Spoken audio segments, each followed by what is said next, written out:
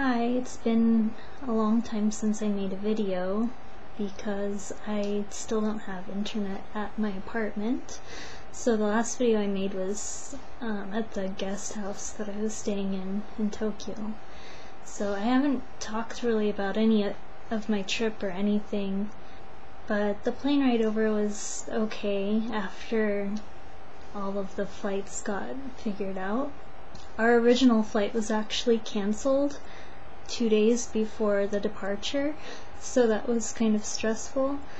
Our original flight was on one of those 787 Dreamliner planes, and so if you've been watching the news, it's been in the news lately because it's had problems with cabin fires, and they found out that it was a problem with the battery, I think. So anyway, they didn't tell me that when they called to tell me my flight was canceled. They just said that it was canceled due to maintenance on the aircraft. But I think they actually canceled all of the flights on those planes around that time. So I had actually booked a non-stop flight from Seattle to Tokyo because I found one for a really good deal. Usually they're like really expensive, way more expensive than the flights with connections, but this one was only like $200 more, and I wanted to be comfortable on this trip, especially since I'm pregnant, and so I spent the extra money to do that. And when they called to tell me the flight was canceled and they started telling me my new flight details, the flight left like 5 hours earlier, and then it had a connection in San Francisco, and then it landed like an hour later than our original flight. So it was like way longer.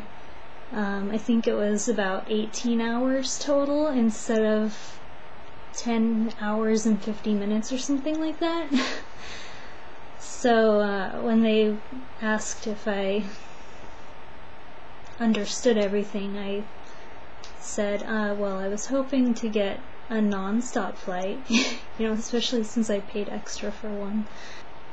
So they were able to find a non-stop flight on another airline, which was okay, except that the baggage fees were a little different because we had excess baggage and we had planned everything. We knew how much we were going to pay on the one airline, and we had everything packed and everything. So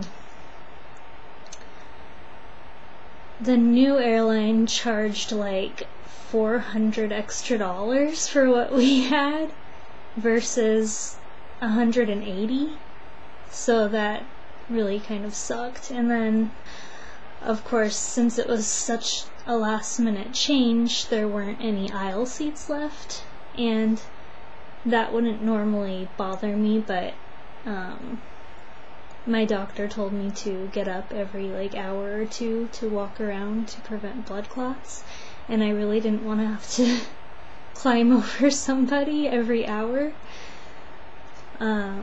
But luckily I was able to get that changed at the airport. I just told them my situation and they found an aisle seat for me.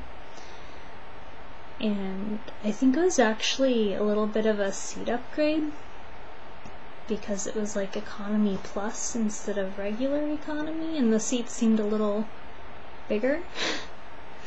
So it turned out to be okay, and there was a lot of tailwind, so the flight was actually even shorter than it was supposed to be. It was only like 9.5 hours, and I've never had an international flight before that's been non-stop, so that was really nice to not have any layovers or anything. And then once we got to the airport, we found the Kuroneko desk, and Kuroneko is this delivery service in Japan, and if you go to the airport after your flight, you can have your luggage sent to either your hotel or your apartment or whatever. And since we were staying in Tokyo for a week before we were going to get to our apartment, we actually had them hold on to our things for a week and then send them to our apartment so that we would actually be there when the items came. And so that was actually a really nice service. But one of the extra things we brought was Mike's electric guitar, and for some reason they weren't able to send that from the airport. They said they didn't accept musical instruments, so we had to carry more baggage to our guest house than we were anticipating. And so we had a lot of luggage. We had, I think we sent 2 suitcases.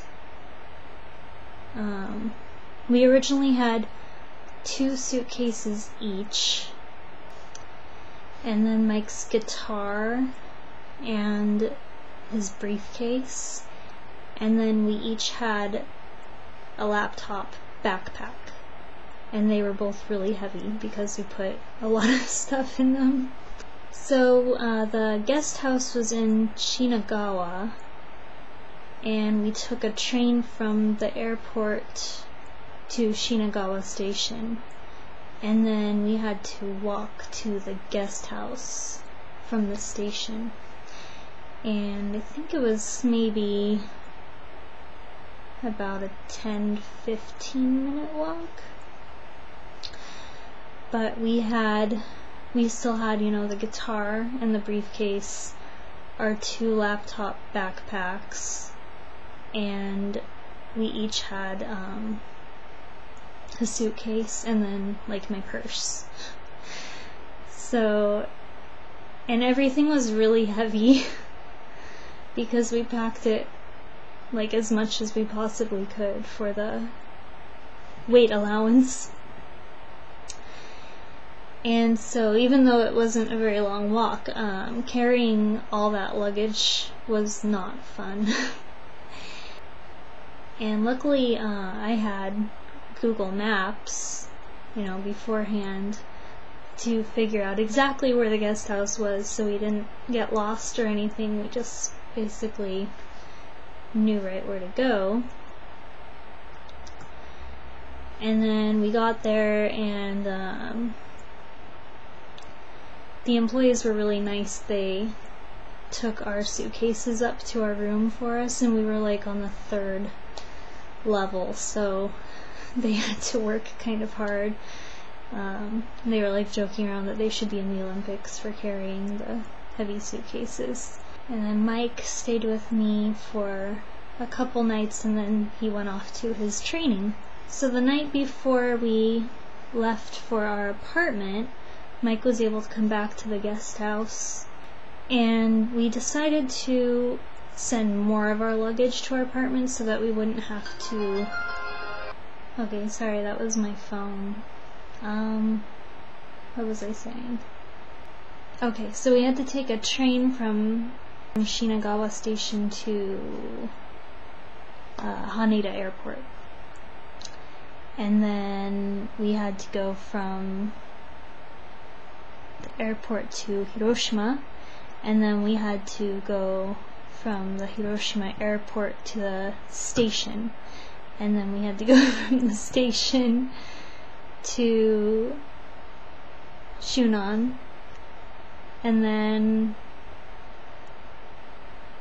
we had to go from Shunan to where we actually live because I know I told you guys that we were moving to Shunan, but it's actually not exactly Shunan. It's close by there, but it's a different city. So I'm just gonna call it Shunan because it's so close, and I don't really want to give away too many personal details of where I live. So since we had to do all of that traveling to the apartment, we wanted to send more of our luggage through Kuroneko if possible. So we just packed everything into one suitcase that we needed for the next couple of days, and then that way we would just have like our backpacks and then the guitar and the briefcase.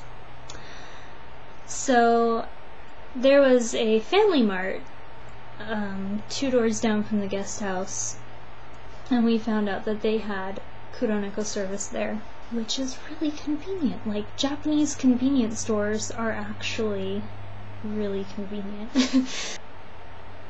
And then when we went to send our suitcase, we actually found out that they could send the guitar from there to our apartment. I don't know why the airport couldn't, but Family Mart could. Maybe, I don't know, the airport has different rules for things. And then they were also able to send the briefcase. So all we had to carry was one suitcase and then our laptop bags, which made things a lot easier. So if you get one thing from this video, it's that Kuroneko and Family Mart are both really, really awesome. So we made it to our apartment okay, and the people from Mike's work kind of showed us around and helped us set some things up, like the cell phones, and showed us where a couple of stores were, but they're not actually from our town, so they didn't know where everything was. And since we have no internet, that kind of makes it difficult to find out, you know, how to buy groceries and everything, because we didn't know where any close grocery stores were. They showed us a mall which had a grocery store in it, but we didn't know which buses went there, and so it's kind of a long walk, especially when you're carrying groceries. It was like 25 minutes to the mall and then 25 minutes back, and then you're like carrying groceries, and I'm pregnant and I get tired easily right now. It wasn't fun for a long time, and then finally we found the bus routes, and just recently, actually, like 2 days ago, we found this pretty close grocery store. It's only like a 15-minute walk away, maybe even a little less than that, and they sell like everything there. They even sell clothes there, which is awesome, and they're open 24 hours, so I think we'll go there for most things from now on. And the prices were really good too. So, but the people at Mike's work were supposed to also help us get internet set up, but then they just didn't. So we had to figure all of that out ourselves, which is difficult to do without the internet. Because even though Mike has internet connection at his job, he's not supposed to use it for anything besides work. Like, even on his breaks he can't. So luckily there's like an internet cafe near his work, and for a while I was using my Kindle to connect to some websites, because I have a 3G Kindle, but it's really, really slow, and it won't even connect to certain websites just because it's so slow. And there's a bandwidth cap on that, which ran out after not very long. So but we finally have applied for internet, and we're supposed to be getting it in a little over a week, which is probably when this video will be posted. So this was probably a pretty boring video, but I'm out of practice making vlogs, so hopefully they'll start getting less boring soon. Okay, bye.